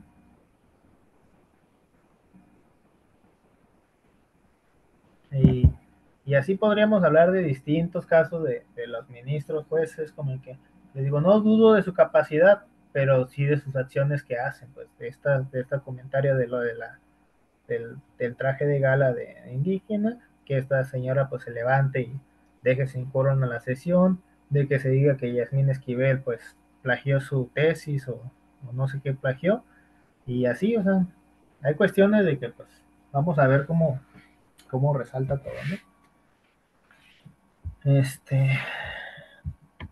Y les digo, o sea, es para que analicemos todo y hagamos una crítica, porque les digo, o sea, yo les puedo enseñar lo bueno, pero también hay que enseñarles lo malo, o sea, no solamente se queden con una idea, ¿no? Hay que ser críticos en todos los aspectos y pues hay que ver todas las perspectivas y panorama, ¿no? Incluso ya para ponernos ya más controversiales, pues hablemos del caso de Yotzinapa. Esta pues es pues estamos hablando de violaciones de derechos humanos, ¿no? Esta, pues la desaparición forzada de 43 estudiantes normalistas en el 2014, donde pues se ocurrió en un contexto de corrupción, impunidad y colusión entre autoridades y crimen organizados. ¿Por qué vamos a abordar este tema? Pues abordamos la desaparición forzada, qué responsabilidad tiene el Estado y cómo actúan los tratados internacionales y qué herramientas legales existen para exigir la justicia. Aquí lo importante son los tratados internacionales, más que nada, ¿no? Hay que entender que pues eran estudiantes de la Escuela Normal Rural Raúl Isidro Burgos, allá en Ayotzinapa, Guerrero, jóvenes de bajos recursos, en su mayoría indígenas y campesinos, formados como futuros maestros rurales. Allá por septiembre el 23 de septiembre, yo me acuerdo porque fue 5 días antes de mi cumpleaños, ¿no? Yo cumplo en octubre. El 26 de septiembre, allá por el 2014, pues viajaban a la Ciudad de México para participar en la marcha del 2 de octubre. Justamente les digo que yo cumplía el 1 de octubre y ellos se desaparecen 5 días antes. Y ahí se hizo unas revueltas y ahí en la explanada de la Prepa Lázaro Cárdenas se hizo un mitin y tanta cosa. Me encanta esa prepa porque somos muy revolucionarios. Hubo una vez que a las compañeras, pues,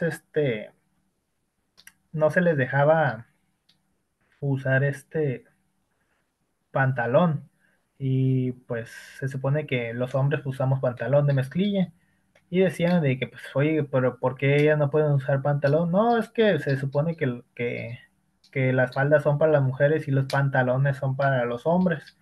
Y con ese discurso, pues básicamente hizo que todos los hombres fuéramos en falda. Por ahí mandar una foto, a ver, déjenme. Estudiantes de Lázaro.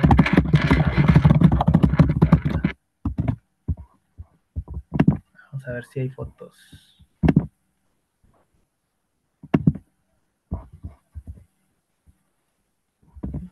Ay, no. Sí, digo, si yo me voy a poner faldas, pues me voy a rasurar, ¿no? Ese compañero sí se fue muy peludo.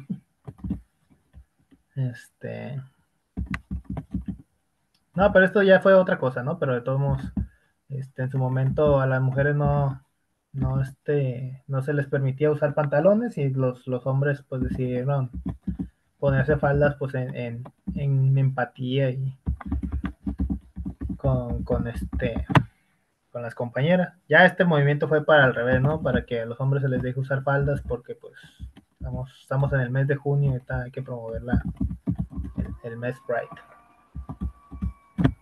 Pero les digo, en su momento fue para que las mujeres pudieran usar pantalón. Y le digo, la Lázaro. Es más, les voy a contar un poco de historia, más que nada. Para que sepan que los estudiantes sí siempre aquí en Tijuana más que nada siempre se han velado por sus derechos. La preparatoria federal se volvió federal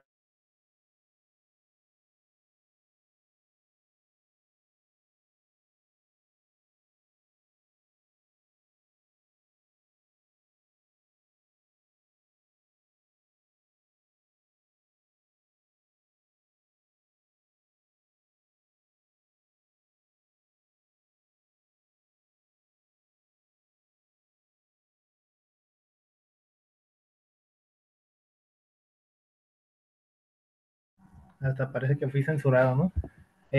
Cuando pasa lo de Tlatelolco ahí en el 68, pues el gobierno queda mal parado. Entonces, años después, como Tijuana pues estaba en la necesidad de tener pues recursos para una preparatoria, pues los estudiantes se le atraviesan al presidente Echeverría y y, y pues es por eso que la preparatoria se vuelve federal, ¿no? Y les digo, muchos movimientos sociales se han desarrollado aquí en Tijuana, en especial y otras marchas que pues han trascendido. Bueno, volvamos con lo de Ayotzinapa. Les decía, en Iguala Guerrero, pues se interceptan por fuerzas policiales municipales donde presuntamente estaban en complicidad con un grupo llamado Guerreros Unidos. Se denuncia la participación directa e indirecta de los policías estatales, incluso los federales y del ejército, y pues 6 personas son asesinadas, 40 fueron heridos y 43 son desaparecidos. La versión de gobierno pues nos maneja la verdad histórica, donde pues presenta esta parte donde los estudiantes habrían sido entregados al crimen organizado, asesinados e incinerados en un basurero allá en Colula, arrojados al río de San Juan, ¿no? Los cuestionamientos es de que, pues, varias instancias nacionales e internacionales cuestionaron la versión por la falta de pruebas científicas, la tortura de testigos y la manipulación de evidencias. No había evidencia forense sólida que confirme, pues, la narrativa y varios detenidos habían sido torturados para declarar, ¿no? El basurero, al fin y al cabo, pues, no mostraba las condiciones para incinerar a 43 personas. El delito en sí, pues es desaparición forzada, ¿no? Implica la participación directa o aquiescencia del Estado y el ocultamiento, pues, del paradero de la víctima y luego la violación múltiple de los derechos humanos. Ya hablando de los tratados internacionales, pues vemos la Convención Americana sobre Derechos Humanos que nos habla el derecho a la vida, a la integridad personal, a la libertad personal, las garantías judiciales, la protección judicial y pues de eso estamos obligados desde 1981. Ya después vemos que también está la Convención Internacional para la Protección de todas las personas contra las desapariciones forzadas que se firmó allá por el 2008 y pues la Convención Interamericana sobre Desaparición Forzada de Personas que se adoptó en México en el 2002, ¿no? incluso pues del Estatuto de Roma de la Corte Penal Internacional, allá en México del 2005, donde se ratifica. Ya pues básicamente nos cayó el grupo interdisciplinario de expertos independientes, donde pues fue nombrado por la Corte Interamericana de Derechos Humanos en el 2015, donde fue la petición de los padres de los 43, donde ellos pues dicen que la verdad histórica pues no era sostenible y pues no había evidencia. Ya después la ONU y los derechos humanos, bueno, los derechos humanos de la parte de la ONU y otros organismos, pues habían denunciado tortura sistemática y pues surgieron al Estado mexicano garantizar justicia, verdad y reparación, ¿no? Ya volvemos a hablar del control de convencionalidad y el papel del Poder Judicial, donde pues es un ejemplo emblemático del control de convencionalidad que pues exige a todos los jueces mexicanos pues aplicar los tratados de derechos humanos ratificados por México y aplicar normas internas contrarias a esos tratados y proteger el interés superior de las víctimas incluso pues ante las omisiones del Estado, ¿no? Ahorita pues si nos vamos al 2025 pues todavía no sabemos dónde están los 43, los procesos han sido reabiertos, Murillo Caram pues sigue estando vinculado a procesos por tortura y encubrimiento, el ejército pues ha sido señalado por la obstrucción por la obstrucción y la inacción, y luego las familias siguen continuando luchando por la justicia, ¿no? Básicamente, si hablamos qué enseñanzas jurídicas y éticas nos aborda este caso, pues es que la desaparición forzada es una forma extrema de violencia estatal. Los tratados internacionales pues no solo son fuentes formales de derechos, sino que son guías de acción moral y jurídica, además de que el caso pues exhibe los límites del sistema judicial nacional y pues la necesidad de vigilancia internacional, ¿no? Además de que se fortalece por la idea que la verdad es un derecho y no solo una aspiración, además que demuestra la vigencia de los principios del control de la convencionalidad, el derecho a la verdad y la obligación del Estado de reparar integralmente a las víctimas. Pues básicamente Ayotzinapa no es solo un caso penal, sino pues una herida abierta pues en la historia del país, ¿no? Es la prueba de que cuando el Estado no cumple su deber de proteger a las personas, pues el derecho internacional ofrece la herramienta para exigir la verdad, la justicia y la reparación. A ver qué dice, es que de hecho se supone que habían encontrado una fosa clandestina donde se suponía que era un tipo quemadero de llantas y encontraron varios restos de algunos estudiantes.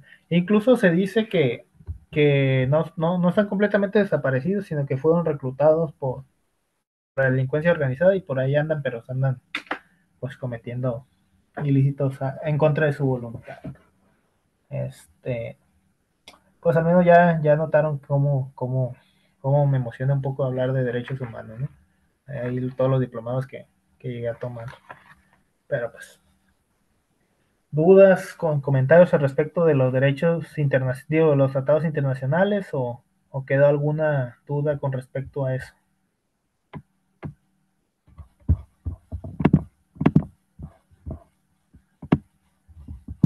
Todo bien, profe.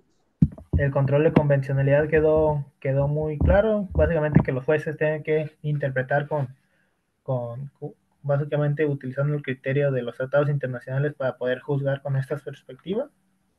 ¿Queda claro ese control de convencionalidad?